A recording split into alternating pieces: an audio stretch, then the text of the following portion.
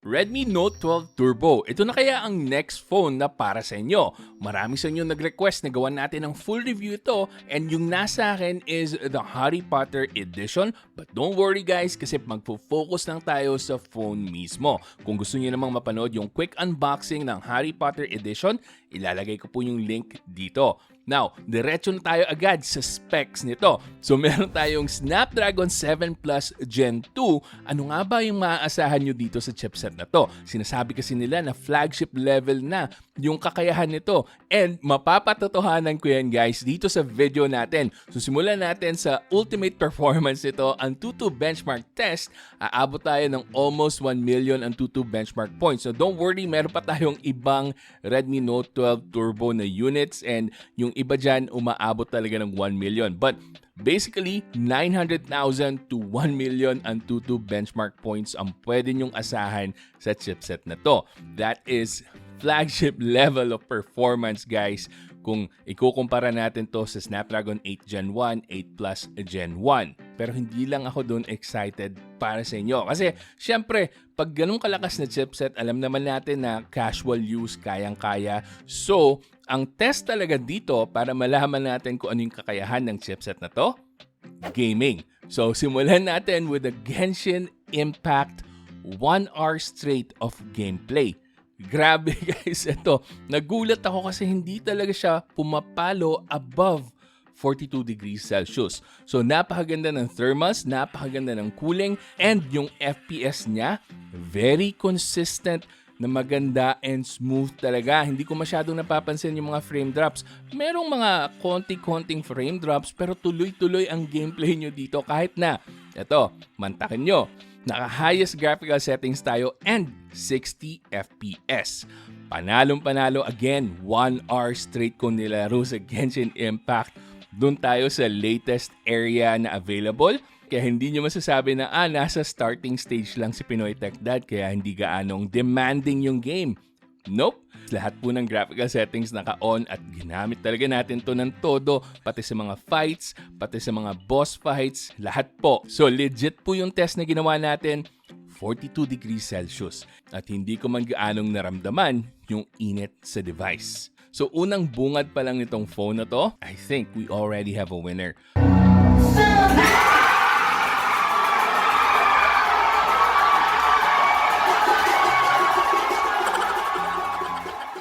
Pero paano naman sa ibang games? Well, editor, ipakita natin yung settings na ibang games na na-test natin.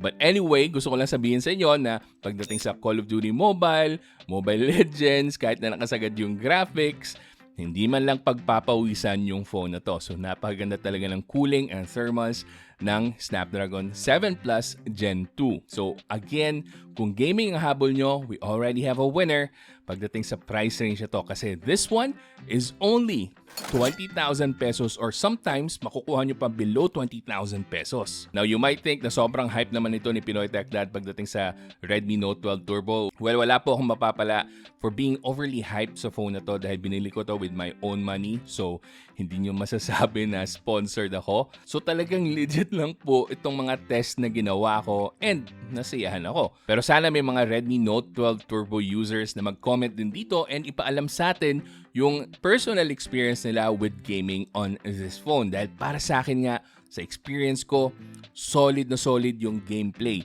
So kung ang phone na to ay ang magiging Poco F5 as the rumors say, man, you are gonna be in for a treat pag ito yung naging global version ng Redmi Note 12. Pero bukod pa sa turbo performance na binibigay sa atin ng phone na to, eto, yung display niya. Mantakin nyo, meron na tayong 120Hz OLED na display and meron tong HDR capability as well as Dolby Vision. So para sa mga mahilig manood ng Netflix on their phones, sobrang mag-i-enjoy kayo sa quality na makukuha nyo with this phone. Now, yung sample na pinapakita ko sa display nyo, makita nyo, ay bakit parang mukhang may grain? But don't worry, that's because of my camera. Naka-zoom in tayo with an optical lens. So makikita nyo talaga minsan yung mga sub-pixels na nakalagay sa display. Pero huwag kayong mag-alala dahil hindi naman po visible yan pag tinitingnan nyo na mismo with your own eyes. So yung ginamit nilang display dito, duda ko, parang same display na ginamit nila with the Poco X5 Pro which is a really good display. And yes, don't worry pala guys dahil kahit na naka-China ROM lang yung Redmi Note 12 Turbo, available pa rin ang Widevine Level 1. So madalas kasi yung mga China ROM phones ng ibang brands naka-Widevine Level 3 but napapansin ko pagdating sa Xiaomi, ginagawa talaga nilang Widevine Level 1 kahit na China ROM. So overall, panigurado may enjoy nyo lahat yung display nitong Redmi Note 12 Turbo. Matingkad yung kulay, black is truly black, infinite contrast and all that. Lahat ng ma-expect nyo pagdating sa isang OLED na display. Susunod naman, pag-usapan natin yung software. So meron tong MIUI 14 out of the box and naka-Android 13 na. I'm not sure kung how many years yung supported nila but I would expect na standard 2 years yung OS updates or support na ibibigay ni Xiaomi or Redmi dito. Now, panigurado may mga magtatanong or mag-comment or magre-remark na ay palagi namang buggy yung UI ng Xiaomi. Pero sa 2-week experience ko with the Redmi Note 12 Turbo, wala naman ako napansin na bugs so far. Of course, that doesn't mean na immune ito from the MIUI bugs na talagang rampant na nangyayari with their mid-range to lower-end devices. But again, from experience, wala po akong napansin. Now, para naman sa mga special features, nandyan pa rin yung second space, available pa rin, top plus, kid space, and other special features na maaasahan nyo sa typical na mid-range device coming from Xiaomi. So basically, ang sinasabi ko lang is smooth yung experience ko so far with the MIUI 14 and Android 13 dito sa Redmi Note 12 Turbo. Now, let's move on naman sa camera performance, which is a pleasant surprise para sa akin. Sobrang natuwa ako sa mga results na nakuha ko with the camera, mapa photos man yan or videos. The images are consistently good quality. Hindi naman siya overly sharp, saktong sharpness lang. And then yung colors niya, hindi masyadong saturated. Although I do have one issue pagdating sa picture, and that is pag masyadong maliwanag yung scenery, like with the picture ng pusa dito, masyadong mataas yung highlights ng photo. Kahit na hindi naman kailangan ng pusa ng brighter face. So, I think ito pa rin yung algorithm na ginagamit nila with other Xiaomi phones, tulad na lang ng binanggit ko with the Xiaomi 13 Pro, kung saan kahit na maputi na yung individual, medyo tataasan pa rin nila yung highlights pagdating sa mukha. So, ito lang yung hindi ko masyadong nagugustuhan talaga sa image processing ni Xiaomi. So, I hope maging medyo neutral lang naman sana yung highlights pagdating sa mukha. But overall, satisfied ako pagdating sa clarity, sa sharpness, and color reproduction ng images na nakuha ko with the photos. Pero syempre, you can still expect na pagdating sa indoors or low light scenarios, medyo magiging softer lang talaga yung images na makukuha nyo. So, hindi na magiging sharp gaano yung details pagdating sa edges ng subject. So, in that aspect, masasabi ko na parang it's a typical camera experience with most mid-range devices. So, again, this will give you great photos in proper lighting scenarios or in daylight scenarios. Pero pagdating sa gabi or low light scenarios, kahit na may night mode na available para sa Redmi Note 12 Turbo, medyo mag-struggle lang ito. Now, yung ultra-wide naman niya is decent, 8 megapixels. So, it's what we've come to expect from 8 megapixel sensor sa ultra-wide. And then, meron din siyang kasamang 2 megapixel macro, which again, I wouldn't use at all. Mababa po yung quality niyan. So, overall, serviceable naman yung ultra-wide niya. But what you're gonna be using all the time is the main sensor. And then, also, meron din siyang 2x zoom na digital. So, I wouldn't use that as well kasi nagde-degrade talaga yung image quality pag naka 2x zoom na digital. Next up, yung 16 megapixel na camera naman. Decent yung makukuha nating photos. Medyo washed out lang yung kulay ng skin ko pag nagpipicture ako. So, dun lang sa aspetong yon nakukulangan ako. And of course, my beautification filter na naka-default. So, pwede mo naman i-turn off para makita lahat ng blemishes na mukha mo. Pero kung gusto mo na medyo softer yung skin mo, pwede mong i-turn on maybe up to level 1. Pagdating naman sa selfie video, dito ako natuwa kasi pwede mo itong gamitin for vlogging kasi hindi maalog masyado yung image. So meron tayong 1080p 60 fps. And then pagdating naman sa rear camera, meron tayong 4K 30 FPS na capability na hindi rin maalog. So mukhang nilagyan nila to ng EIS. So very stable yung mga footage na nakuhanan ko with the Redmi Note 12 Turbo. Para sa akin, overall yung camera package ng phone na to surprised me dahil hindi ko naman ina-expect na maganda ang kalalabasan ng camera kasi turbo ang label nila dito. So I was expecting na this is more focused sa gaming but nabigyan pa rin nila tayo ng kalidad na camera capability sa phone na to. So, para sa akin, thumbs up yung camera nitong Redmi Note 12 Turbo. Now, syempre, may mga rumors na ito nga daw yung magiging Poco F5. So, how does the camera compare with the Poco F4? Para sa akin, angat na angat yung camera quality nitong Redmi Note 12 Turbo over the Poco F4. So yan guys, medyo may hint na kayo para sa upcoming or possible review ng Poco F5. Susunod naman, pag-usapan natin yung battery capacity. So meron tayong 5,000 mAh of battery capacity and 67 watts of fast charging. So you can expect to charge this from 0 to 100% in about 45 minutes or maybe even less.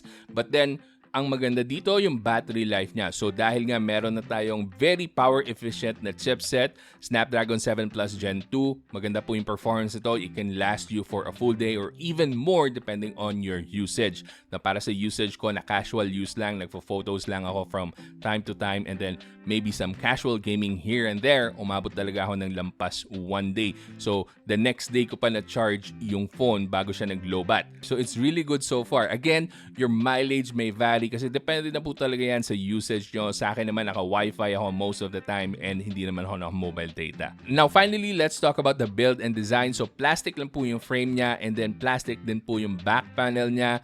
So, nakakainis lang kasi medyo glossy, shiny yung back panel niya whether you're getting the black or the white or even the Harry Potter edition. Pero yung Harry Potter edition mas less prone kasi meron siyang kakaibang finish sa back panel niya. So, mas okay yon if Redmi Note 12 Turbo ang hanap nyo. But for the normal ones, yung white tsaka black, medyo makintab. So, fingerprint smudge magnet and also gasgasin siya kasi nga plastic or glastic lang yung back panel. So, I always prefer kung plastic man yung back panel, sana gawin nilang textured. But again, this one, hindi po ganun yung case. Na para naman sa ports, meron tayong dual SIM card tray, non-expandable memory, and then a microphone, a USB charging port, and a down-firing speaker. Dual speakers po ito guys. And then sa right side, nandyan yung power button natin which also doubles as a fingerprint scanner, volume rockers, and on top, meron pa rin tayong IR blaster, and then nandyan yung secondary speaker natin. As well as, ito, nakakagulat, meron pa rin tayong headphone jack. So, para sa mga headphone jack users, well, magdiwang kayong lahat. At sa kaliwa naman, malinis na malinis po. Okay guys, so yun po yung mga detalye na kaya kong ibahagi sa inyo after using the Redmi Note 12 Turbo for 2 weeks. Now, ano naman yung mga bagay na hindi ko nagustuhan dito sa Redmi Note 12 Turbo? Well, number one, siguro yung design. Medyo simplistic lang yung design niya. Very basic looking. So wala pong standout pagdating sa design nito.